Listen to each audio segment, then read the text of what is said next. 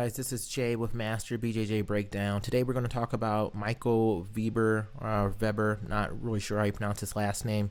He's currently ranked number 2 on the IBJJF charts for Master 4 middleweight competitors. He just won gold at both Pans and Euros for both the middleweight division and the open class division as well, which is really impressive for a middleweight.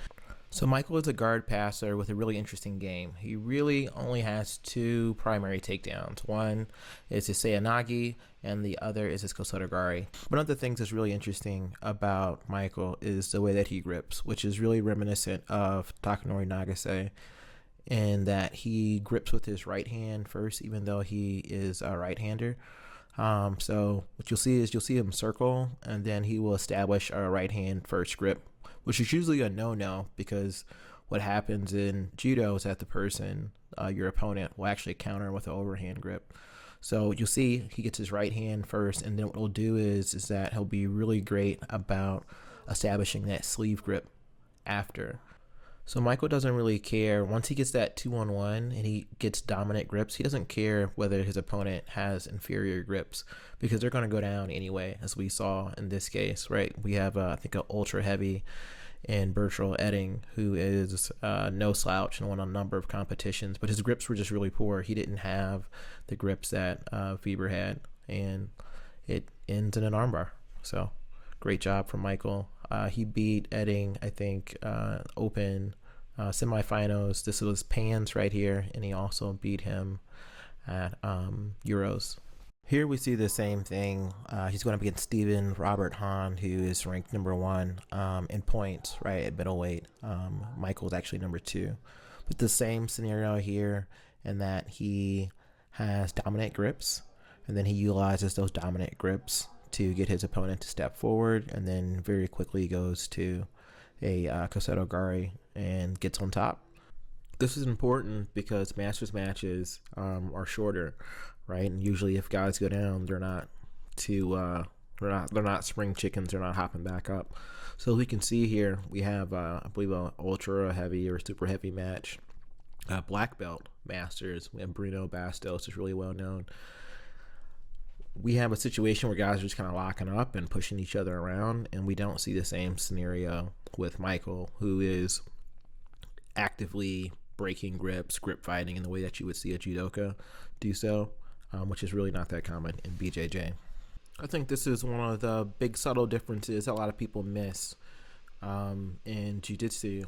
Here we see Nagase, just like this little subtle way that he's breaking grips.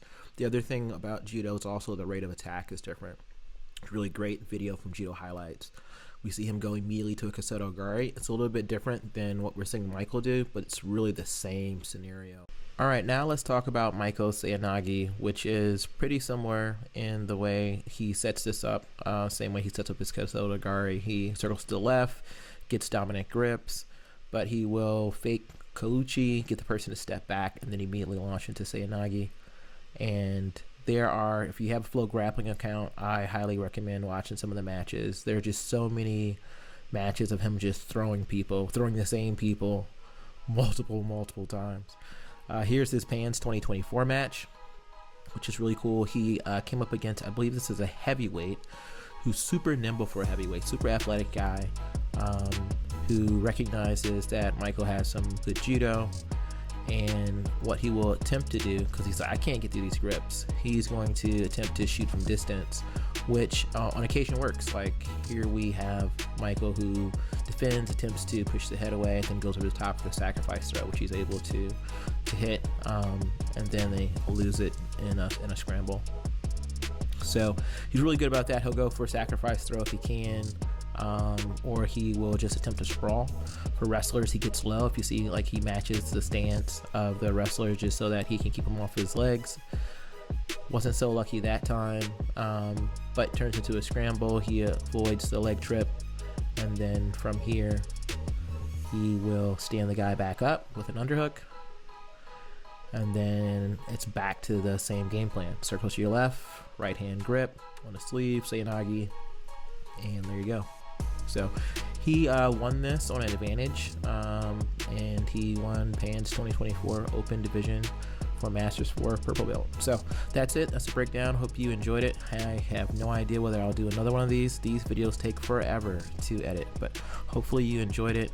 The Masters game, the Masters BJJ game is definitely much different than the adult game, and takes different strategy to win. So hope you enjoyed that, and see you soon. Bye.